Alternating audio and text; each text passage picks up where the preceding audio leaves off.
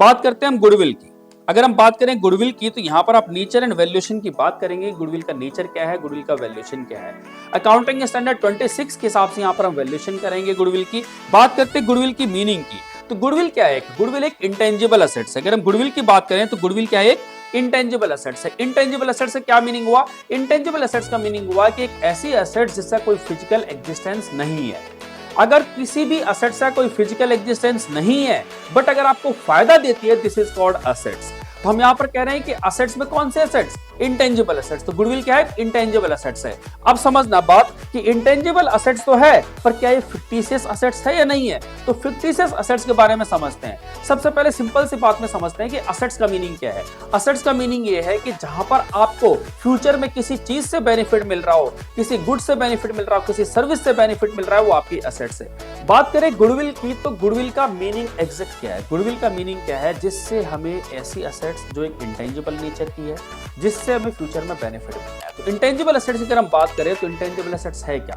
Intangible assets वो assets होती है जिनका कोई फिजिकल एग्जिस्टेंस नहीं होता है। जैसे सॉफ्टवेयर की बात करें, किसी राइट्स की बात करें, राइट मींस माइनिंग राइट हो सकता है आपके पास, कॉपीराइट हो सकता है आपके पास, तो हम इनकी बात कर रहे हैं यहां पर एज अ इंटेंजिबल असेट्स। क्या इंटेंजिबल असेट्स अगर गुडविल है तो क्या गुडविल फिक्टिशियस इन असेट्स भी है? क्या गुडविल फिक्टिशियस असेट्स है या नहीं है, ये समझते हैं। तो फिक्टिशियस असेट्स का मीनिंग ये है कि वो इंटेंजिबल असेट्स तो है बट अगर उसे मार्केट में बेचने जाएंगे तो उसकी मार्केट वैल्यू नहीं मिलेगी, उसकी मार्केट वैल्यू नहीं होगी।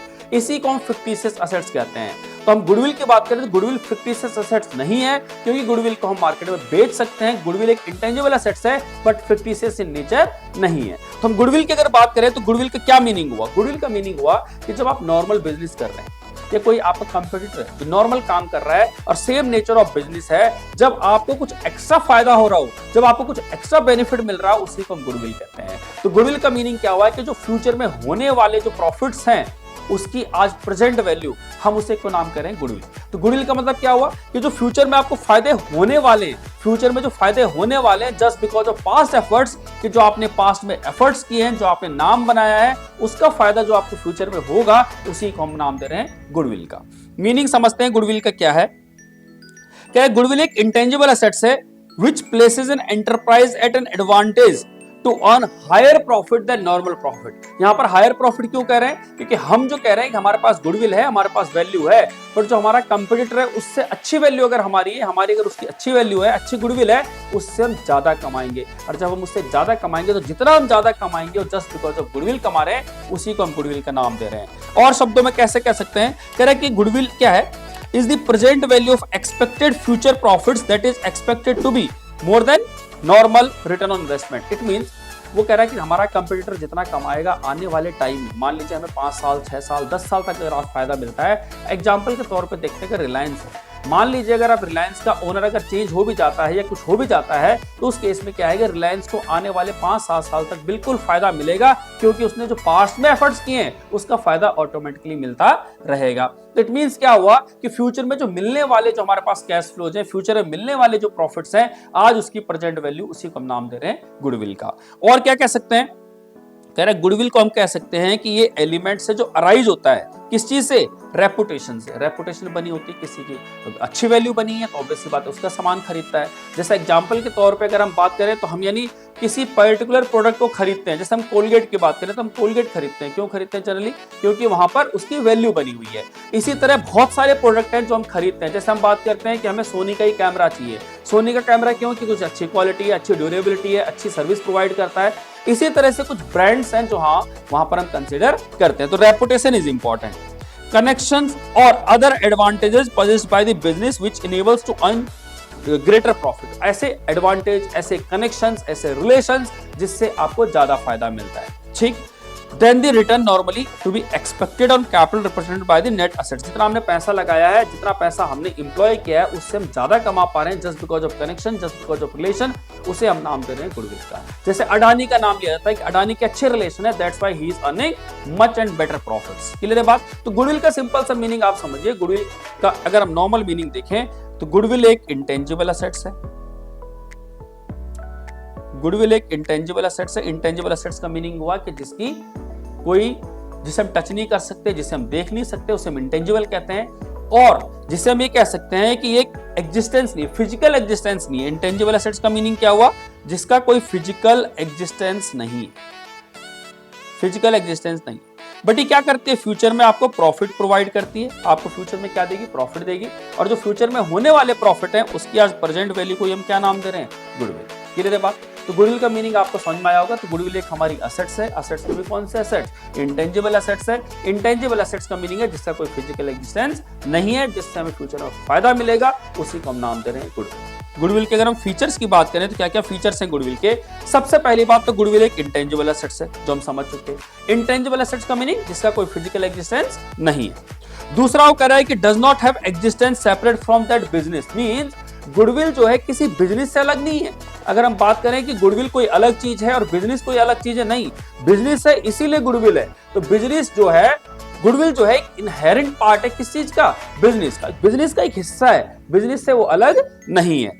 वो कहता है कि गुडविल को हम क्या करते हैं? इसकी यूजफुल लाइफ में अमोर्टाइज करते हैं। जैसे जनरली क्या होता है, जब कोई फिक्स असेट्स टेंजिबल नेचर की हो, टेंजिबल मींस जिसका कोई फिजिकल एग्जिस्टेंस हो, जैसे हमारे पास है प्लांट है, मशीनरी है, फर्नीचर है, ऑफिस इक्विपमेंट है, जब हम इसकी बात करते हैं तो वहां पर हम यूज करते हैं वर्ड डेप्रिसिएशन। डेप्रिसिएशन यूज करते हैं क्योंकि उसकी वैल्यू क्या होती है? रिड्यूस होती रहती है। ठीक है जी, हम उसकी बात कर रहे हैं डेप्रिसिएशन की।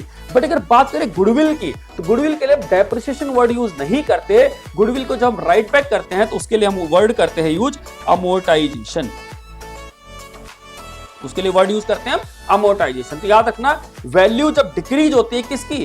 टेंजिबल असेट्स की, तो वहां पर हम यूज करते हैं वर्ड डेप्रिसिएशन। और जब वैल्यू डाउन करते हैं किसकी? इंटेंजिबल असेट्स की, तो उसे हम नाम देते हैं अमोर्टाइजेशन। तो गुडविल की हमेशा अमोर्टाइजेशन होती है। हम यहां पर बात करते हैं गुडविल की अमोर्टाइजेशन की। अमोर्टाइजेशन मतलब गुडविल की वैल्यू को डाउन करना। इसके अलावा और क्या है? ये कहता है कि हमारे को जो नॉर्मल प्रॉफिट है हम उससे ज्यादा अर्न कर सकते हैं, इसमें हमारी गुडविल मदद करती है। गुडविल का मतलब क्या है? नाम। गुडविल का मतलब क्या है? Past efforts. गुडविल का मतलब वैल्यू। गुडविल का मतलब सेंटिमेंट्स। इसमें इट मींस कि जो हमें यानी फ्यूचर में ज्यादा प्रॉफिट कमाने में मदद करती है, उसी को हम गुडविल कह सकते हैं। कहता है इट कम्स इनटू एग्जिस्टेंस। ये क्यों आता है एग्जिस्टेंस में? बहुत सारे कारण है उसके। जैसे आपने देखा होगा लोकेशनल एडवांटेजेस।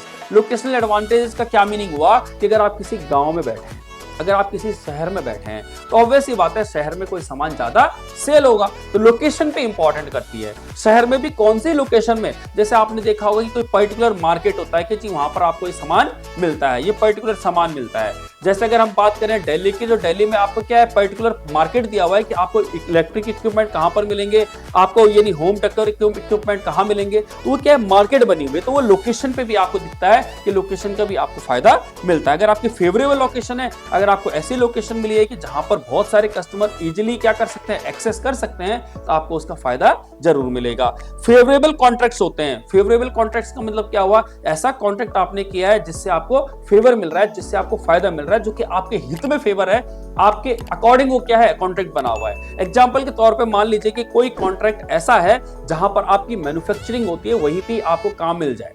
ठीक, आपको कहीं बाहर जाने की जरूरत ना हो, तो आपको ट्रांसपोर्टेशन की कॉस्ट बच जाती है, आपके बहुत सारे लेबर की कॉस्ट बच जाती है। तो क्या है कि आपको इजी टू वर्क हो जाता है। उसे हम कहते हैं कि फेवरेबल कॉन्ट्रैक्ट्स भी हमारे लिए एज अ गुडविल का वर्क करते हैं। बात करेंगे हम ट्रेडमार्क की, पेटेंट की, मार्केट रेपुटेशन की, कस्टमर बेस की। कस्टमर बेस का मतलब क्या है? कस्टमर को सेटिस्फाइड किया आपने कस्टमर बेस बनाया हुआ है। आपको पता है कि आपका कस्टमर कहीं नहीं जाने वाला। क्यों नहीं जाने वाला? क्योंकि आपने रिलायबिलिटी इतनी क्रिएट की है कि आपके कस्टमर कहीं भी नहीं जाएंगे। इसी को हम नाम दे रहे हैं गुडविल का।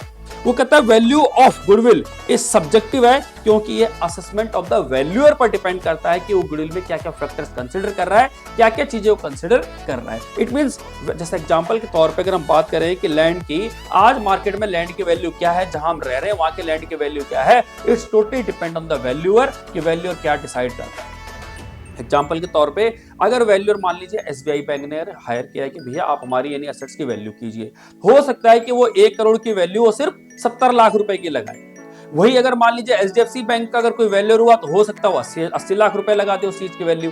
तो it's totally depend on the judgement of the valuer, factors considered by the valuer कि वैल्यूअर ने क्या क्या फैक्टर्स कंसिडर किए हैं जब वो समय असेट्स की वैल्यूएशन कर रहा है। तो यहां पर भी अगर गुडविल की वैल्यूएशन हो रही है, तो टोटली डिपेंड ऑन वैल्यूअर कि वैल्यूअर क्या डिसाइड कर रहा है, कितनी वैल्यू कंसिडर कर रहा है उस चीज की, वो उसके हाथ में। ठीक है जी, तो ये उस पर भी डिपेंड करता है। In the context of partnership, तो जो हमारा प्रॉफिट होगा, शेयर ऑफ प्रॉफिट, वो क्या होगा, sacrifice by the sacrificing partner. It means यहां पर अगर हम बात करें गुडविल की, तो गुडविल की वैल्यूएशन का क्या और फीचर्स है कि गुडविल देखो क्या है, मान लीजिए ए और बी दो पार्टनर है, तीसरा पार्टनर मार्केट से हम लेके आते हैं कि भाई हमें नया व्यक्ति चाहिए, नया पार्टनर चाहिए, हमने नए पार्टनर को फर्म में एडमिट किया।